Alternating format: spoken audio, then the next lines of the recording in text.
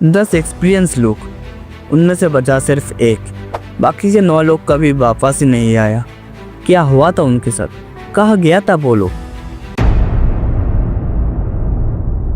तो नमस्कार दोस्तों, डार्क फोल्डर में आप लोगों का स्वागत है। तो चलिए कहानी आगे बढ़ाते हैं। साल था 1959, जनवरी का महीना था। सोवियत रशिया के उरल माउंटेन्स के लिए एक ग्रुप निकलता है ट्रैक के लिए। 10 हाईली एक्सपीरियंस ट्रैकर, उनमें ज़्यादातर स्टूडेंट्स थे उरल पॉलिटेक्निक इंस्टीट्यूट के।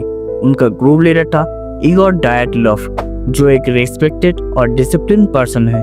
उनका एक प्लान था, एक हाई ग्रेड ट्रैक पर जाना, माउंट ऑटो 10, जिसे सिर्फ स्किल्ड लोग ही कंप्लीट कर सकता है। लेकिन ट्रैक शुरू होने के कुछ ही दिन बाद उनका एक मेंबर यूरी यूडिन बहुत ज़्यादा बीमार हो गया और वो बीच रास्ते ही वापस घर चला गया। उसने कभी नहीं सोचा होगा कि वही होगा इस कहानी का आखिरी सर्वाइवर। बाकी के 9 लोग आगे बढ़े और 1 फरवरी 1959 को उन लोगों ने अपना टेंट लगाया खोला सैखल के ढलान पर, एक ऐसी जगह जिसका नाम ही काफ़ी है, mount of the dead. Mansi tribe के मुताबिक, अगर सिंपल शब्दों में कहूँ तो मानसी वहाँ का लोकल लोगों को कहा जाता है। उन्होंने आखिरी बार डिनर किया, थोड़ी देर डायरी लिखी और फिर टेंट में सो गया। वो रात उनकी जिंदगी की आखिरी रात थी। जब कुछ दिन बाद उन लोगों का कोई मैसेज नहीं आया तो पहले स्टूडेंट्स और फिर आर्मी की रेस्क्यू टीम भेजी गई। 26 फरवरी 1959 वो दिन था जब उन लोगों का टेंट मिला और जो देखा गया वो सबको हैरानी में डाल दिया। उन लोगों का टेंट फटा हुआ था और वो भी अंदर से, ऐसे जैसे किसी ने पैनिक में टेंट के कैनवास को फाड़ दिया है। टेंट के अंदर सब कुछ था, बोट्स, खाना, कपड़े, जैकेट्स, सब कुछ था, लेकिन हाइकर्स गायब थे। बर्फ में नंगे पैर के फुटप्रिंट्स पासी के जंगल की तरफ जा रहा था। सबसे पहले 2 बॉडीज मिली, पहला डेरो सिंह को, दूसरा क्रीवोनी सिंह को, एक बड़े पाइन ट्री के नीचे एक छोटी सी जलती आग के पास। दोनों नंगे पैर थे और उनके हाथों में था जलने का निशान। ऐसे लगा जैसे वो जिंदा रहने के लिए आग से चिपक गया हो। फिर कुछ ही दूर सामने जाने के बाद उन्हें मिले टीम लीडर इगोर डायटलॉफ की बॉडी, साथ ही मिले स्लोबोडिन और कोल्मोग्रोवा का बॉडी। उनका पोजीशन देख के लगता था कि वो टेंट की तरफ लौटने की कोशिश कर रहा था, लेकिन ठंड ने उन्हें रोक दिया। लेकिन कहानी तो अभी बाकी था। 2 महीने बाद एक घाटी में 4 बॉडीज मिली, पहला डुविनिना, दूसरा थ्रीवोव्रिग्नुल, तीसरा कुलेवाटोव और चौथा जोलोटेरियोफ। वो बॉडीज 13 फीट बर्फ के नीचे दबी हुई थी और उनकी इंजरीज नेचुरल नहीं लग रहा था। एक का स्कल फ्रैक्चर इतना स्ट्रॉन्ग था जैसे किसी कार के साथ एक्सीडेंट हुआ हो। डुविनिना का तो जुबान गायब था, कुछ के तो आंखें भी गायब थी। चेस्ट के बोन्स बहुत ज्यादा क्रैक हो चुके थे, लेकिन स्किन पे कोई एक्सटर्नल चोटें नहीं था। उनके कपड़े में रेडियो एक्टिव पार्टिकल्स भी मिले। क्या हुआ था उस रात?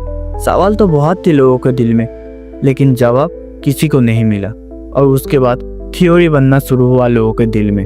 जब थ्योरी बनना शुरू हुई तो पहला थ्योरी ये था कि लोगों को लगने लगा ये सब एलियन का काम है। दूसरा थ्योरी था मिलिट्री टेस्ट। मिलिट्री को लगने लगा वहाँ पर शायद न्यूक्लियर टेस्टिंग हो रही थी, क्योंकि उनके कपड़ों में रेडियो एक्टिव पार्टिकल्स मिले थे। पर इसी के चलते 2 ट्रस्टेबल थ्योरी सामने आया। पहला था slab avalanche theory. Swiss scientist Johan Gaume ने कंप्यूटर सिमुलेशन से बताया डिलेड स्लैब एवलेंस हुआ होगा। जब उन्होंने स्लोप का हिस्सा काटा टेंट लगाने के लिए, एक वीक स्नो लेयर ट्रिगर हो गया। कुछ घंटों बाद स्नो का एक सॉलिड ब्लॉक उनके टेंट पे गिरा और कुछ लोग अंदर ही सेवरली इंजर्ड हो गया। डर के मारे उन्होंने टेंट को अंदर से फाड़ दिया और नंगे पैर भाग गया किसी और एवलेंस से बचने के लिए। दूसरा थ्योरी था कैटाबिक वाइंड थ्योरी। 2019 में रिचर्ड होलमग्रेन ने वही रूट वॉक किया।